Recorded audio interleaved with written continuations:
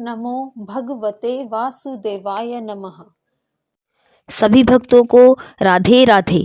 स्वागत है आप सबका एक बार फिर से हमारे चैनल कथा और पूजन में। आज हम पढ़ेंगे विजया एकादशी व्रत कथा।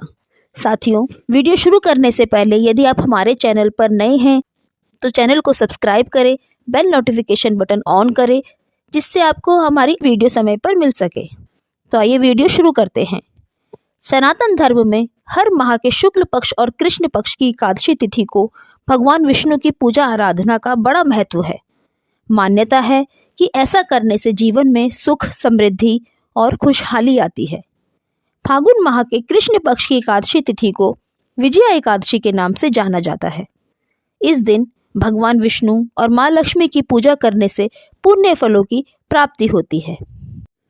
विजया एकादशी का व्रत पुराने तथा नए पापों का नाश करने वाला है। विजया एकादशी की विधि पूर्वक पूजा की जाए तो यह समस्त मनुष्यों को विजय प्रदान करती है। त्रेता युग में मर्यादा पुरुषोत्तम श्री रामचंद्र जी को जब 14 वर्ष का वनवास हो गया तब वे श्री लक्ष्मण और सीता जी सहित पंचवटी में निवास करने लगे। वहां पर दुष्ट रावण ने जब सीता जी का हरण किया तब इस समाचार से श्री रामचंद्र जी तथा लक्ष्मण अत्यंत व्याकुल हो गए और सीता जी की खोज में चल दिए। घूमते घूमते जब वे मरणासन जटायु के पास पहुंचे तो जटायु उन्हें सीता जी का वृतांत सुनाकर स्वर्गलोक चला गया।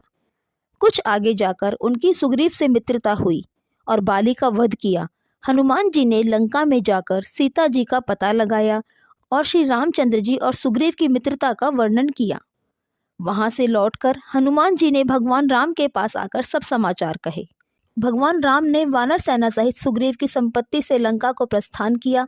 जब श्री रामचंद्र जी समुद्र के किनारे पहुंचे तब उन्होंने मगरमच्छ आदि से युक्त उस अगाध समुद्र को देखकर लक्ष्मण जी से कहा कि इस समुद्र को हम किस प्रकार पार करेंगे। श्री लक्ष्मण ने कहा, हे पुराण पुरुषोत्तम, आप आदि पुरुष हैं, सब जानते हैं। यहाँ से आधा योजन दूर कुमारी द्वीप में वग्दालभ्य नाम के मुनि रहते हैं। उन्होंने अनेक ब्रह्मा देखे हैं। आप उनके पास जाकर इसका उपाय पूछिए। लक्ष्मण जी के इस प्रकार के वचन सुनकर श्री रामचंद्र जी वग्दालभ्य ऋषि के पास गए और उनको प्रणाम करके बैठ गए। मुनि ने भी उनको मनुष्य रूप धारण किए हुए पुराण पुरुषोत्तम समझकर उनसे पूछा कि हे राम, आपका आना कैसे हुआ। रामचंद्र जी कहने लगे कि हे ऋषि, मैं अपनी सेना सहित यहाँ आया हूँ और राक्षसों को जीतने के लिए लंका जा रहा हूँ। आप कृपा करके समुद्र पार करने का कोई उपाय बताइए, मैं इसी कारण आपके पास आया हूँ। वग्दालभ्य ऋषि बोले कि हे राम, फागुन मास के कृष्ण पक्ष की एकादशी का व्रत करने से निश्चय ही आपकी विजय होगी। साथ ही आप समुद्र भी अवश्य पार कर लेंगे। इस व्रत की विधि यह है कि दशमी के दिन स्वर्ण, चांदी, तांबा या मिट्टी का एक घड़ा बनाएं। उस घड़े को जल से भरकर तथा 5 पल्लव रख वेदिका पर स्थापित करें। उस घड़े के नीचे सतंजा और ऊपर जौ रखें।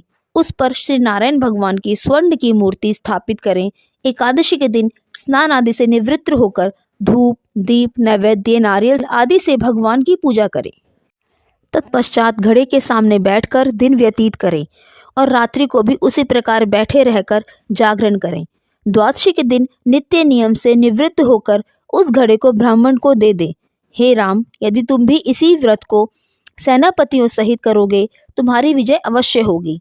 श्री रामचंद्र जी ने ऋषि के कथा अनुसार इस व्रत को किया और इसके प्रभाव से दैत्यों पर विजय पाई। अतः जो कोई भी मनुष्य विधि पूर्वक इस व्रत को करेगा दोनों लोकों में उसकी अवश्य विजय होगी। श्री ब्रह्मा जी ने नारद जी से कहा था कि हे पुत्र, जो कोई इस व्रत के महात्म्य को पढ़ता या सुनता है उसको वाजपेय यज्ञ का फल प्राप्त होता है। तो इसी कथा के साथ सभी भक्तों को राधे राधे। साथियों, यदि आपको हमारी कथाएं पसंद आती हैं तो इसी तरह की पौराणिक कथाओं को सुनने के लिए हमारे साथ जुड़े रहें। चैनल को सब्सक्राइब करें, वीडियो को लाइक शेयर अवश्य करें। राधे राधे।